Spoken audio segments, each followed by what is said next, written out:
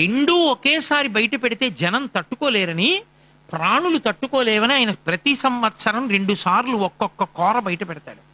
ఒకటి శరత్కాలంలో ఆశ్వీజమాస పాడ్యమి నాడు బయటికి రావడం ప్రారంభం అవుతుంది. నేను ఇలా చెప్పానని మీరు అనుకోవద్దు, మీతో నేను ఒక మాట చెప్తాను, మీరు గమనించండి ఈసారి జాగ్రత్తగా. ఆశ్వీజమాసంలో ఎక్కువ ప్రమాదాలు జరిగి నెత్తుటితో తడుస్తుంది భూమి. మీరు చూడండి, ఎప్పుడైనా గుర్తు పెట్టుకోవలసినంత పెద్ద పెద్ద ప్రమాదాలన్నీ శరత్కాలంలో జరుగుతాయి. ఎందుకు జరుగుతాయో తెలుసా అండి? కూర బయటికి రావడం మొదలవుతుంది శుక్లపక్ష పాడ్యమి నాడు. అందుకే అమ్మవారిని నిలబెట్టి అమ్మవారి ఆరాధన చేస్తే, ఆ ఆరాధన చేసిన చోట చూసిన చోట అటువంటి ఆరాధనలు పరమభక్తితో చేస్తున్నటువంటి వాడు ఉన్న ఊళ్ళో అటువంటి ప్రమాదాలు ఉండవు. ఆ కూర ఆ ఊరి మీదకి రాదు. అందుకని శారదానవరాత్రులు చేస్తారు. రెండూ బయట పెడితే జనం తట్టుకోలేరని ఒక కూర శరత్కాలంలో బయట పెట్టి వెనక్కి తీసేస్తాడు. రెండవ కూర వసంత నవరాత్రుల ప్రారంభంలో మళ్ళీ బయటికి తీస్తాడు. అందుకే అప్పుడు మళ్ళీ చాలా మంది వడగాట్పుల రూపంలో పడిపోయి మరణిస్తారు. ఇలా పడగొట్టలేదనుకోండి, వెనకనొచ్చే వాళ్ళకి చోటేది? చోటు ఉండదు. కాబట్టి సమిష్టిగా పడగొడుతుంటాడు ఈశ్వరుడు. ఆ పడగొట్టడానికి ఋతుచక్రంలో తిరుగుతాడు ఆయన, ఆ ఋతు రూపంలో తిరుగుతూ ఉంటాడు. అందుకే ఋతు సుదర్శన కాల పరమిష్టి పరిగ్రహ అంటుంటాం కదా మనం. ఋతు రూపంలోనే ఉన్న వాళ్ళకి, తట్టుకోగలిగిన వాళ్ళకి, ఉంచాలనుకున్న వాళ్ళకి సుఖాలు ఇస్తాడు. ఆ ఓపిక ఉంది, బయట చల్లగా ఉంది, వీడు హాయిగా దుప్పటి కప్పు పడుకుంటాడు. ఒంట్లో ఓపిక లేదు, పెద్దవాడు అయిపోయాడు, మరణం ఎప్పుడు సంభవిస్తుందంటే శరత్కాలంలోనే చచ్చిపోతాడు. ఎందుకో తెలుసా అండి? నేను ఈ యమదంస్ట్రల గురించి వ్యాఖ్యానం చదివి నాకు అనుమానం వచ్చి ఓ డాక్టర్ గారిని అడిగాడు, డాక్టర్ గారు ఇలా ఎందుకు రాశారండి, అలా చచ్చిపోతారా? పోనీ వసంత నవరాత్రులు అంటే వడగాట్పులు, శారదా నవరాత్రుల ప్రారంభంలో ఎందుకు చచ్చిపోతారండి అని అడిగాను నేను. అడిగితే ఆయన నాతో ఒక చమత్కారమైన మాట చెప్పారు. చమత్కారం అంటే యథార్థమైన మాట, గంభీరమైన మాటే చెప్పారు. కోటేశ్వరారు, శరీరంలో కొవ్వు ఉంటుందండి, కొవ్వు ఎప్పుడూ కూడా మన గసగసాలు ఉంటాయే, గసగసాలు ఎంత ఉంటాయో అంతగా గుండ్రని చిన్న చిన్న బంతులుగా వెడుతూ ఉంటుంది రక్తంలో. వెడుతూ అది హృదయ కవాటంలోంచి మెదడు నాడుల్లోంచి తిరుగుతుంది. ఇది శీతాకాలం వచ్చేటప్పటికి బయట చల్లతనానికి రక్తనాళాలన్నీ సంకోచిస్తాయి. సంకోచించేటప్పటికి ఈ కొవ్వు ఏదో గసగసాల్లా ఉన్నది అందులోంచి వెళ్ళలేక ఒకటి ఆగుతుంది. వెనక నుంచి వస్తున్న రెండోది వచ్చి దీనికి తగిలి అది వెళ్ళలేక ఈ కొవ్వుతో కలిసి ఇంకొంచెం పెద్దదవుతుంది. ఏదో పక్కనున్న చోట్లోంచి నెత్తురెడుతూ ఉంటుంది. ఇంకొక పూస వచ్చి మళ్ళీ కలుస్తుంది, ఇంకో గసగసాలంత పూస. ఇది మెల్లిగా కలిపి చలి బాగా ఎక్కువ ఎప్పుడు ఉంటుంది? రాత్రి ఉంటుంది, లేకపోతే తెల్లవారుజామున ఉంటుంది. అందుకే హార్ట్ స్ట్రోక్స్ అన్ని తెల్లవారగట్ట వస్తాయన్నాడు ఆయన. ఈ తెల్లవారేటప్పటికి రక్తం కొద్ది కొద్దిగా వెడుతుంది. ఈయన గభాల నిద్ర లేచి 4 అడుగులేసి మొదలెట్టేటప్పటికి అందవలసినంత రక్తం గుండెకి అందక ఈ గసగసాలు అడ్డుపడి రక్తనాళం బాగా తెరుచుకోదు. ఎందుకంటే బయట వేడి లేదు, చల్లతనం ముడుచుకుపోయింది. ముడుచుకుపోయిన దాంట్లోంచి నెత్తురు వెళ్ళడానికి వీలు లేక స్ట్రోక్స్ వచ్చి పడిపోతుంటారు. నేను అప్పుడు అనుకున్నాను, అయ్య బాబోయ్, వైద్య శాస్త్రంలో చెప్పిన విషయాన్ని మన ఋషులు ఇంత అందంగా చెప్పి ఈశ్వరారాధన చెయ్యి అన్నారు.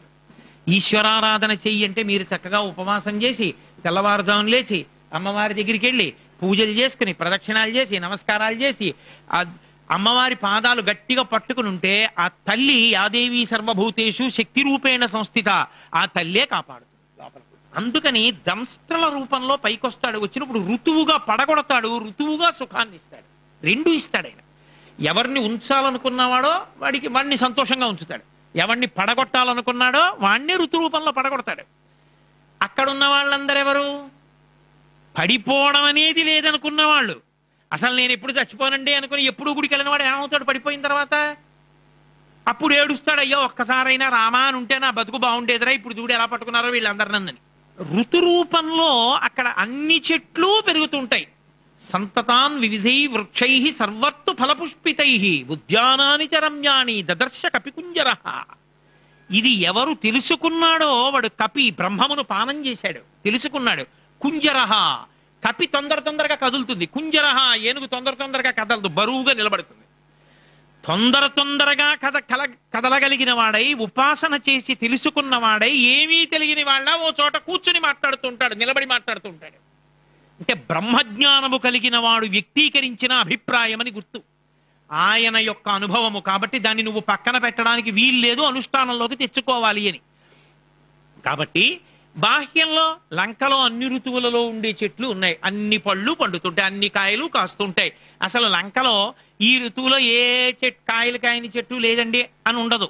ఇంట్లో సపోటా చెట్టు ఒకటే ఉందనుకోండి, ఏదో ఓ ఋతువులో ఫలిస్తుంది. ఇంటి నిండా మామిడి చెట్లు ఉంటే వసంతకాలంలో కాయలు ఉంటాయి, ఆ తర్వాత కాయలు ఉండవు.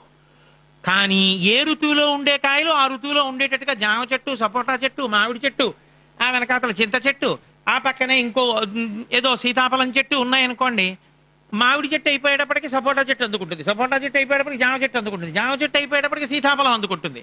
ఇవి అందుకుంది అంటే ఋతువులో అది అందుకుని అలా పళ్ళు కాస్తుంటే, నేను ప్రతి ఋతువులో తినాలన్న కోరిక నాలో ఉందా, చెట్టు తనంత తాను అలా ఇచ్చేస్తోందా?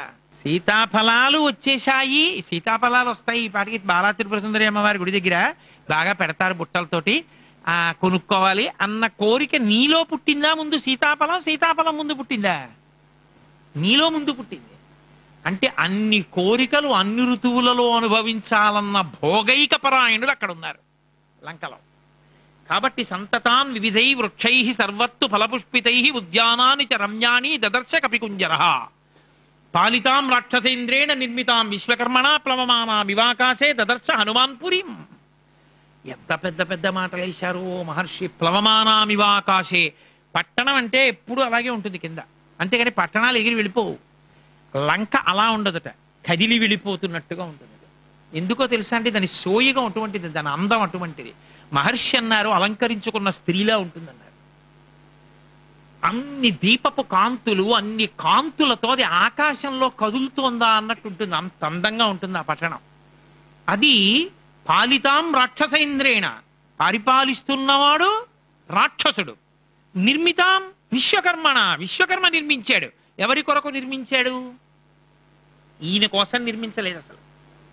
దాన్ని ఎప్పుడో పూర్వం కుబేరుడి కన్నా ముందు ఉన్నటువంటి దానవుల కొరకని వాళ్ళు అడిగారు, మాకు పరమశివుడు కైలాసం మీద ఉండేటటువంటి భవనం ఎలా ఉంటుందో అటువంటి భవనం ఒకటి మాకు కావాలి అని అడిగారు. హేతి ప్రహేతి అని ఉండేవారు రాక్షసులు వంశంలో వచ్చిన వాళ్ళు అడిగారు విశ్వకర్మని, మాకు అటువంటి భవంతి కట్టిమ్మని.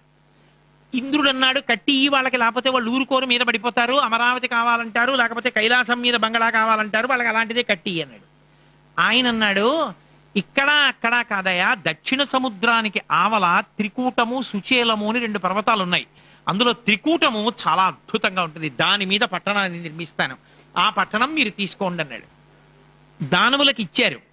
ఆ తర్వాత వాళ్ళు శ్రీ మహావిష్ణువుతో యుద్ధం మొదలెడితే వాళ్ళందరినీ సంహారం చేస్తే లంకాపట్టణం అంతా ఖాళీ అయిపోయింది, ఎవరు లేరు, పట్టణం అందంగా అలా నిలబడిపోయింది.